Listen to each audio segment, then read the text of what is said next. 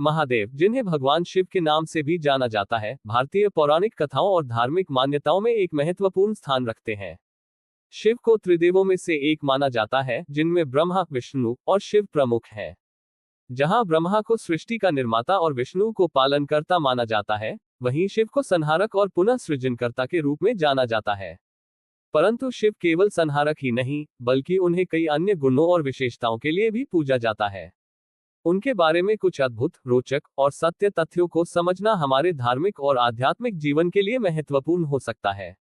शिव को अनादि और अनंत माना जाता है, जिसका अर्थ है कि उनका न तो कोई आरंभ है और न ही कोई अंत। वे समय से परे हैं। भारतीय दर्शन में शिव को महाकाल कहा गया है, जो समय और मृत्यु के अधिपति हैं। इसका अर्थ है कि वे सृष्टि के सभी नियमों से मुक्त हैं और जब समय का अंत होता है, तब भी शिव विद्यमान रहते हैं। शिवलिंग, जो शिव की पूजा का प्रमुख प्रतीक है, इसी अनंत स्वरूप का प्रतिनिधित्व करता है।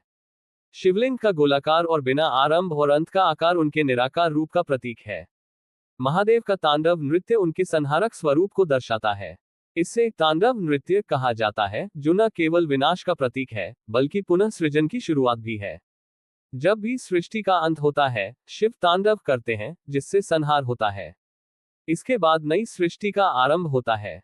तांडव नृत्य में दो प्रकार के नृत्य होते हैं, रौद्र तांडव जो क्रोध और संहार का प्रतीक है, और आनंद तांडव जो आनंद और सृजन का प्रतीक है। ये नृत्य दर्शाता है कि सृष्टि में कोई भी चीज स्थायी नहीं है, हर चीज बदलती रहती है, नष्ट होती है और फिर से उत्पन्न होती है। भगवान शिव को ध्यान और समाधि का देवता माना जाता है। वे ध्यान की मुद्रा में ज्यादातर देखे जाते हैं, जो आंतरिक शांति, आत्मज्ञान और सृष्टि के मूल सत्य को समझने का प्रतीक है। शिव को नीलकंठ भी कहा जाता है, जिसका अर्थ है नीले गले वाला। ये नाम उस समय से जुड़ा है जब समुद्र मंथन के दौरान सृष्टि के हित के लिए शिव ने विष का पान किया था।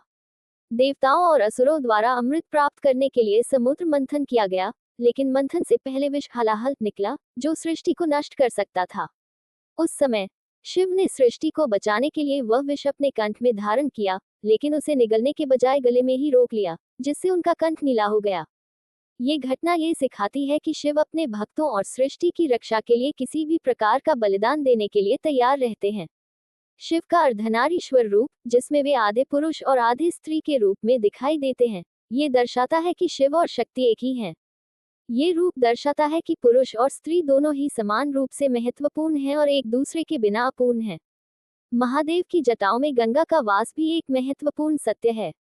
पौराणिक कथाओं के अनुसार, जब भागीरथ ने गंगा को पृथ्वी पर लाने के लिए तप किया, तो गंगा की तीव्र धारा से पृथ्वी को बचाने के लिए शिव ने उसे अपनी जटाओं में समाहित कर लिया। इससे ये संदेश मिलता है कि शिव सृष्टि के संतुलन को बनाए रखने वाले हैं और वे समस्त शक्तियों के नियंत्रक हैं।